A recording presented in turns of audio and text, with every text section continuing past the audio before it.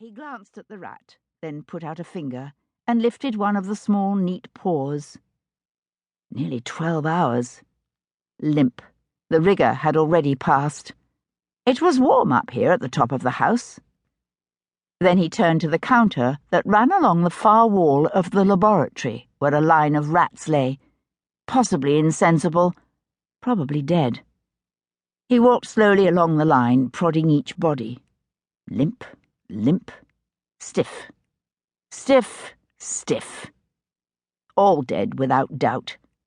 Each had had a smaller dose than the last, but all had died, though he couldn't yet be positive about the latest. Wait a bit more, then, to be sure. He needed to know, because the Court of Miracles was talking, and they said the frog was back. The English Channel. They did say that red hair was a sign of the devil. Joan eyed her escort's fiery locks consideringly. The wind on deck was fierce enough to make her eyes water, and it jerked bits of Michael Murray's hair out of its binding, so they did dance round his head like flames a bit. You might expect his face to be as ugly as sin if he was one of the devils, though, and it wasn't. Lucky for him, he looked like his mother in the face, she thought critically. His younger brother Ian wasn't so fortunate, and that without the heathen tattoos. Michael's was a fairly pleasant face, for all it was blotched with windburn and the lingering marks of sorrow.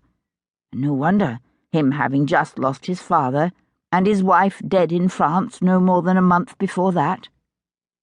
But she wasn't braving this gale in order to watch Michael Murray, even if he might burst into tears or turn into Old Horny on the spot.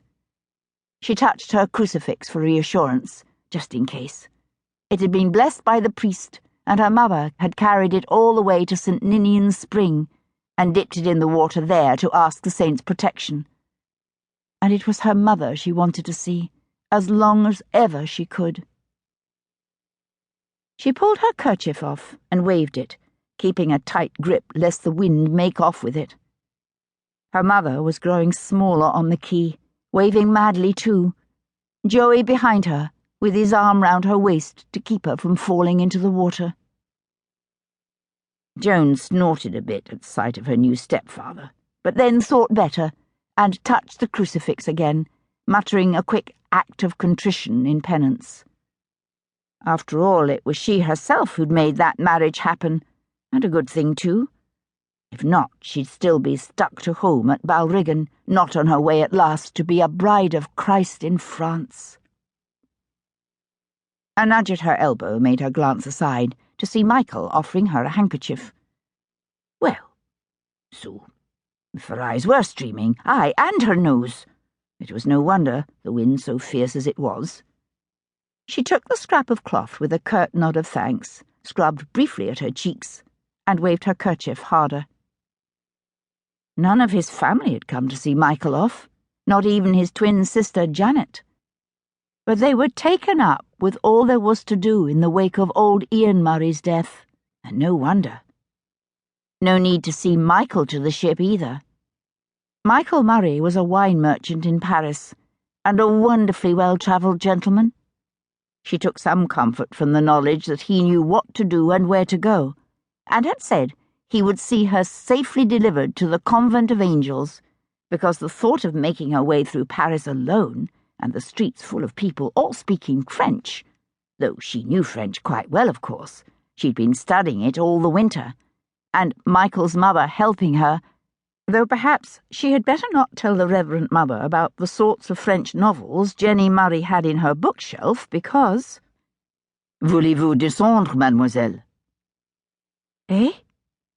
She glanced at him to see him gesturing toward the hatchway that led downstairs. She turned back, blinking, but the key had vanished, and her mother with it. No, she said, not yet. I'll just— She wanted to see the land so long as she could. It would be her last sight of Scotland ever, and the thought made her weam curl into a small, tight ball. She waved a vague hand toward the hatchway. You go, though. I'm all right by myself. He didn't go, but came to stand beside her, gripping the rail.